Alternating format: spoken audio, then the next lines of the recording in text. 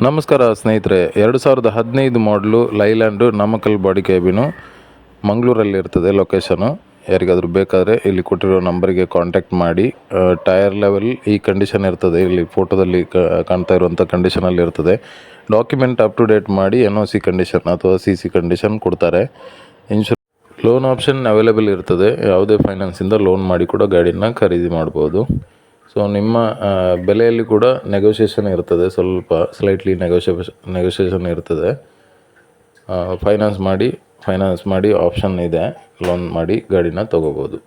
So ಯಾರಿಗಾದರೂ ಬೇಕಿದ್ದರೆ contact ಮಾಡ್ಬೋದು. ಸೊ ಗಾಡಿ ಲೊಕೇಶನ್ ಬಂದು ಮಂಗಳೂರಲ್ಲಿ ಇರ್ತದೆ.